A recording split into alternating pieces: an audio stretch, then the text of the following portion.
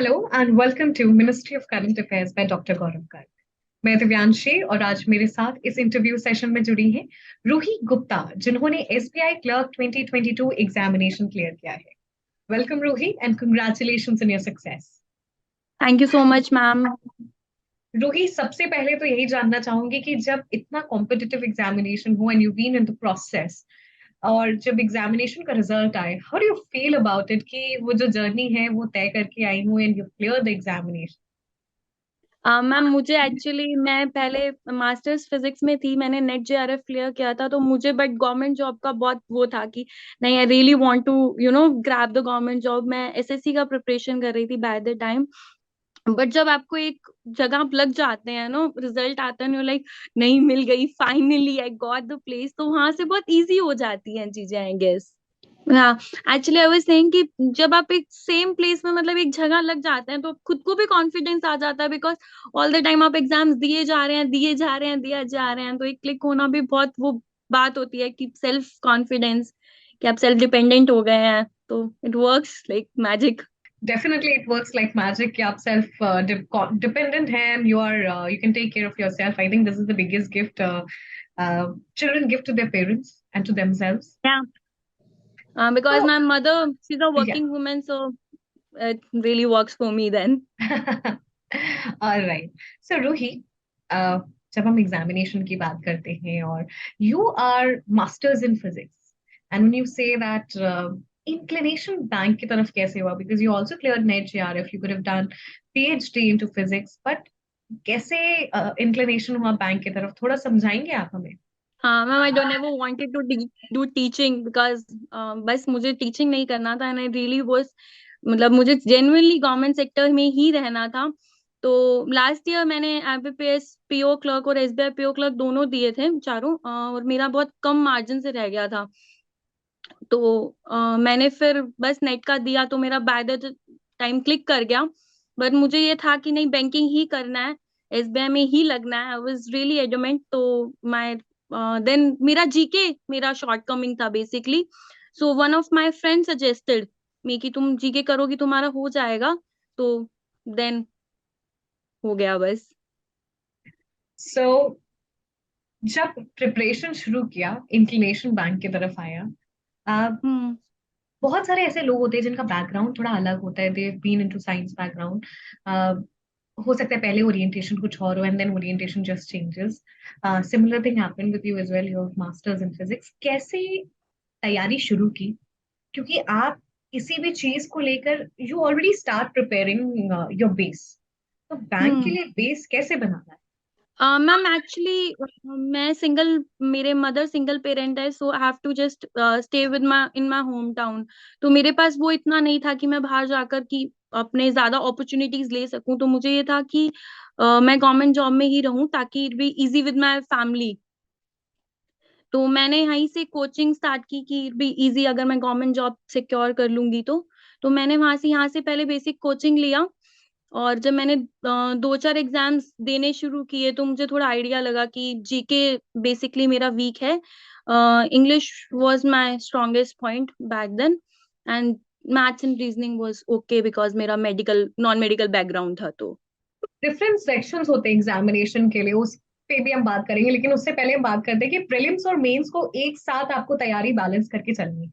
हम बात तो हम्म। बहुत बार करते हैं कि एक साथ तैयारी करनी है, बैलेंस करो, लेकिन एक्चुअली में कैसे एस्पिरेंट्स करते हैं वो आज हम आपसे सीखेंगे, क्योंकि आपने एग्जामिनेशन अब एस्पिरेंट से आप नदी के उस पार आ चुकी हैं और आप जब बता सकती हैं। तो हम्म। आज आपके पास वो अपॉर्चुनिटी है, वो मौका है कि आपने कैसे किया जब आप उन लाखों बच्चों की जगह थी, जब वो प्रिपरेशन कर रहे थे। तो मैं चाहती हूँ आप एकदम कैंडिडेट बताएं, और आपके अंदर क्या डिलेमास थे, उसको आपने कैसे चॉक आउट किया, और आप यहाँ पर हैं, बताएं।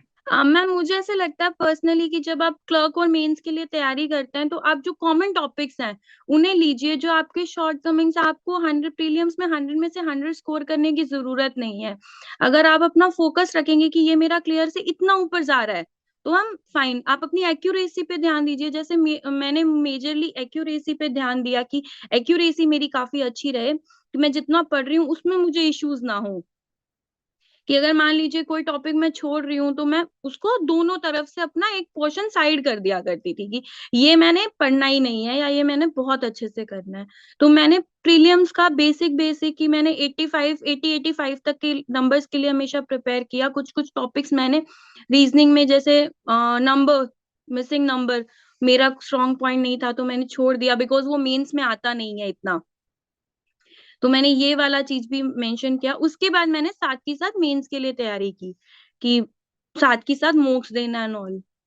सो ये कैसे समझे, और ये पहला स्टेप भी आई थिंक होना चाहिए कि आप समझें पेपर्स में प्रीवियस ईयर्स के क्या आता है, जैसे आपने एक टॉपिक बताया कि वो नहीं आता है। कि पैटर्न अगर समझना बहुत जरूरी है कि अगर आप ये देखो कि प्रीलिम्स में क्या आ रहा है और मेंस में क्या आ रहा है और दोनों में हम क्या चीजें लें और क्या हमारे स्ट्रॉन्ग पॉइंट्स और क्या हमारे स्ट्रॉन्ग पॉइंट्स नहीं है।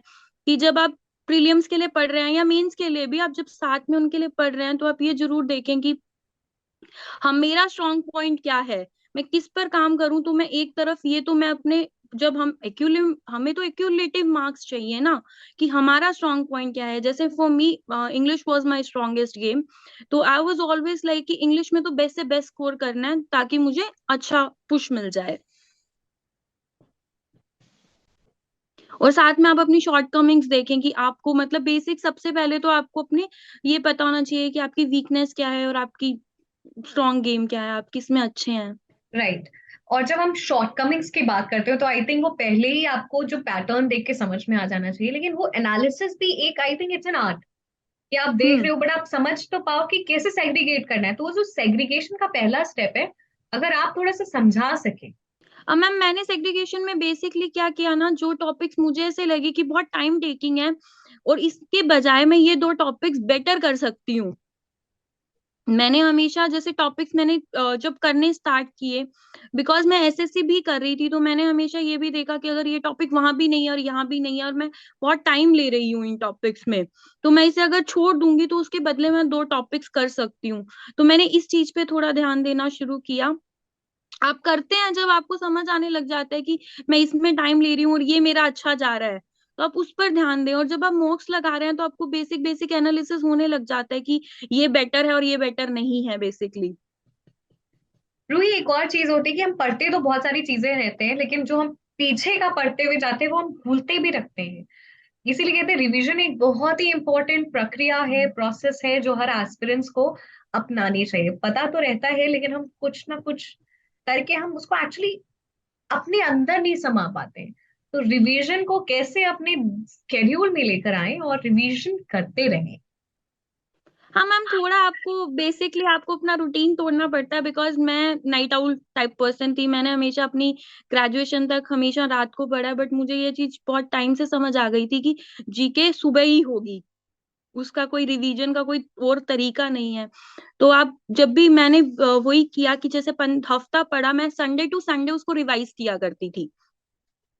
और यूजुअली जैसे पूरे दिन में आपने कर ली उसको, मॉर्निंग में अर्ली मॉर्निंग घंटा आपने जीके को देना ही है, तो वो आप अपना टाइम टाइम टेबल बनाकर चले तो वो वर्कआउट सो टाइम करेगा। टेबल की बात की आपने, क्या होता था आपका रूटीन।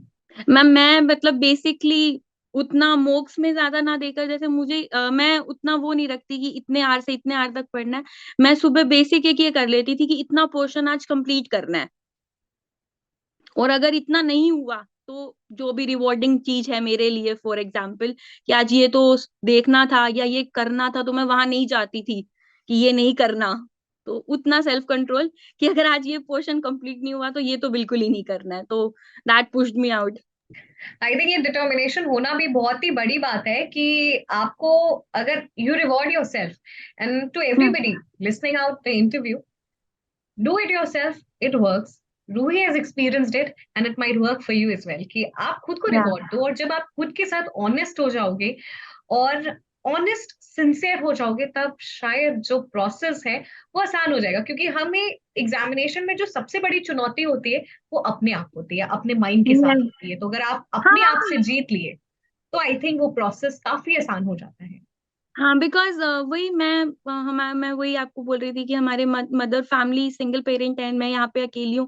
तो इट्स मोर ऑफ कि मैं ऐसा नहीं है कि उतने से उतना टाइम दे सकती हूँ, मुझे बाकी चीजें भी मैनेज करनी होती थी। तो बट मैंने पोर्शन आउट किया कि इतना काम मुझे करना है आज, तो मैं उस हिसाब से अपना ये रखती थी कि ये काम आज हो जाना चाहिए बस।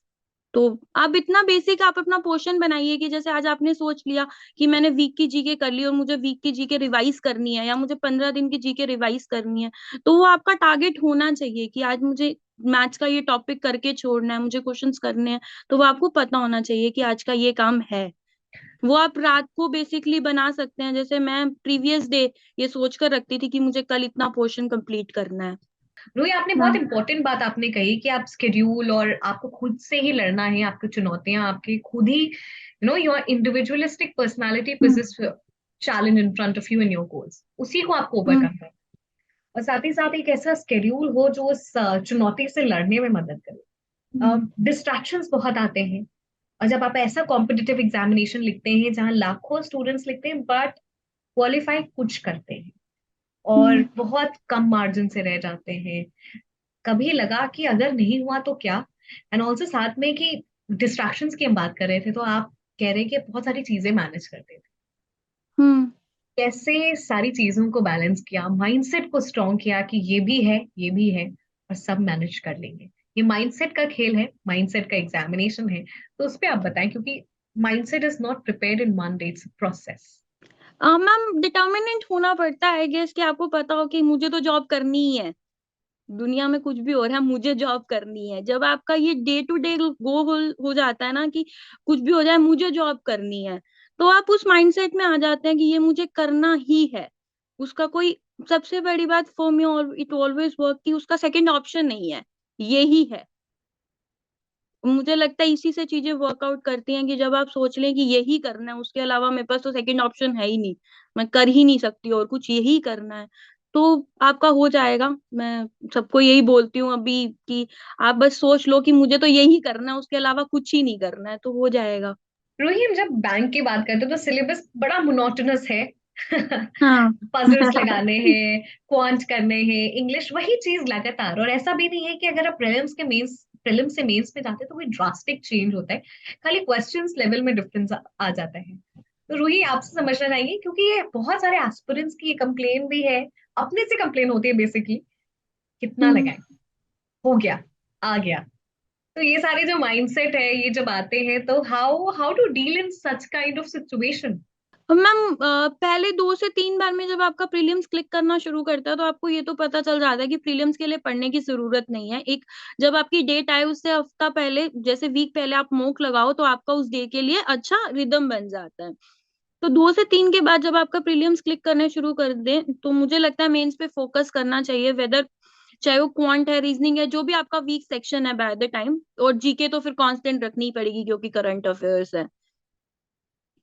तो आप बेसिकली अगर आप उसी लूप में चलते रहेंगे कि अरे ये अब आईबीपीएस का प्री आ रहा है, अब एसबीआई का प्री आ रहा है, तो आप मेंस पर आ ही नहीं पाएंगे। तो वो लूप हो जाएगा प्री का, यस। रूही, आपने कहा कि प्रीलिम्स के लिए आप तैयारी नहीं करते हैं, लेकिन प्रीलिम्स एक ऐसा स्टेज है जहां पे आपको बारीकियां बहुत सारी होती हैं, वही हर्डल है। तो क्या बारीकियां अब आपको अपने एक्सपीरियंस से समझ में आए जो हर एस्पिरेंट को ध्यान में रखना है। हाँ मैम, एक्यूरेसी, आई गेस सबसे प्रीलियम्स में अगर आप क्वेश्चंस कर रहे हैं, आप एक्यूरेसी है। जैसे मैं हमेशा जितने भी क्वेश्चन करके आती थी, मैं ये बहुत क्लैरिटी थी, अगर मैं 70 करके आई हूँ आई वॉज प्रिटी श्योर कि 69 या 70 ही सही है। मैं इंग्लिश में भी उतनी ही एक्यूरेसी के साथ क्वेश्चंस अटेम्प्ट करती थी। मुझे लगता है एक्यूरेसी बैंकिंग में बहुत सही है, क्योंकि जब नॉर्मलाइजेशन होती है या आपको एक्यूरेसी के मार्क्स मिलते हैं तो वो बहुत अच्छा रोल प्ले करते हैं आपके सिलेक्शन में, प्रीलियम्स में। तो जब भी आप क्वेश्चंस कर रहे हैं, अगर बिल्कुल भी अगर आपको डाउट है, मत मार्क कीजिए, एक्यूरेसी के साथ जाएं। अगर आप एक्यूरेसी में अगर आप 75 क्वेश्चन भी कर रहे हैं 100 से, आपके मार्क्स इजीली 82 83 से क्रॉस हो जाएंगे। अगर जैसे मैं जनरल कास्ट से हूँ तो आई गेस बहुत इजीली हो जाता है। अगर आप accuracy, first of all is accuracy, and बाकी 3 में नो डाउट प्रैक्टिस। अगर आप बार बार मूक लगा रहे हैं, प्रैक्टिस कर रहे हैं, तो आपका वो रिदम बन जाता है क्वेश्चंस करने का, अटेम्प्ट करने का। कितने क्वेश्चंस आपके अटेम्प्ट हो रहे हैं और एक्यूरेसी आ रही है तो हो जाता है। रूही, स्टडी आईक्यू किस तरीके से आपकी जर्नी में साथ रहा। हाँ मैम, मैं जेन्युइनली मैंने सर को भी स्पेसिफिकली, वो आपका मतलब मोमेंट होता है जब मेरा रिजल्ट आया, मैंने just I guess half an hour मैंने अपने ब्रदर को कॉल किया, देन मैंने सर को मैसेज किया फर्स्ट गो में कि मैंने लास्ट ईयर चारों एग्जाम्स दिए थे, मैं किसी में 2.5, किसी में 2.75 ऐसे रह गई थी। मैं उससे पहले पीडीएफ फॉलो किया करती थी स्टडी आईक्यू की, मैं वीडियोस नहीं देखा करती थी, मैं सिर्फ पीडीएफ फॉलो किया करती थी।